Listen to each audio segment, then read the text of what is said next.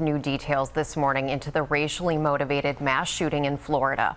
A white gunman killing 3 black people in a dollar store and then turning the gun on himself. Community leaders gathered last night to remember the victims, including a 19-year-old store employee, along with a young father of a 4-year-old girl.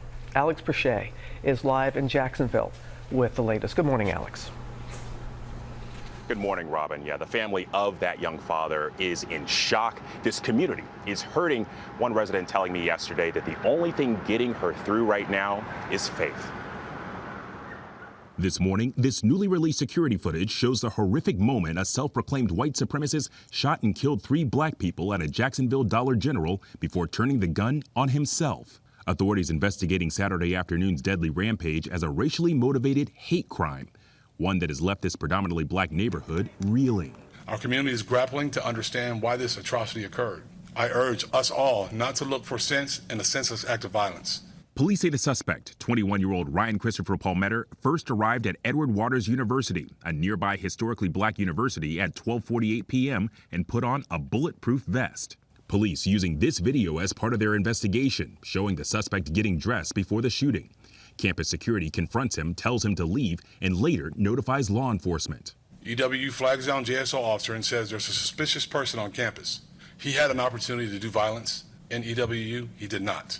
At 1:08 p.m., surveillance video outside the Dollar General shows the shooter, without warning, firing 11 rounds into 52-year-old Angela Michelle Carr's Kia, killing her.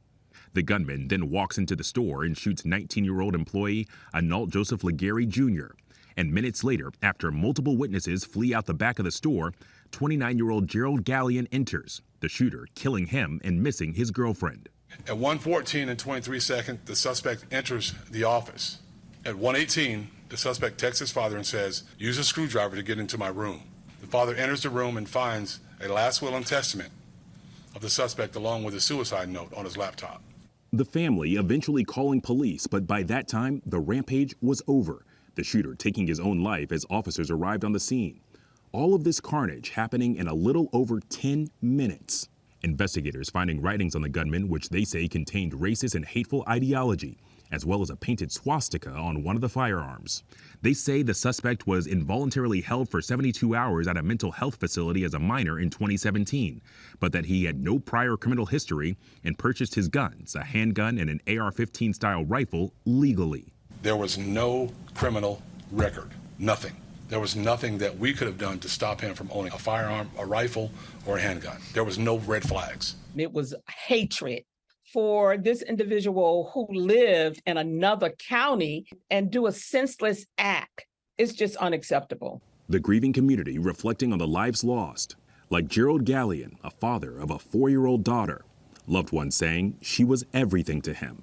When you look at this situation, knowing that you have to tell your granddaughter, how do you make sense of all that? I don't know. I'm just gonna have to pray and ask God to give me the words and the strength to sit her down and tell her, because she's so young. And all she knew was her daddy. That grandmother tells me that they still haven't figured out how to tell Gerald's 4-year-old daughter the news. She's dreading the conversation. Now, as for this investigation, the FBI is now looking at this as a hate crime. Rebecca. Alex Perche, thank you, Alex. Well, hey there, GMA fans. Robin Roberts here. Thanks for checking out our YouTube channel. Lots of great stuff here. So go on, click the subscribe button right over here to get more of awesome videos and content from GMA every day, anytime.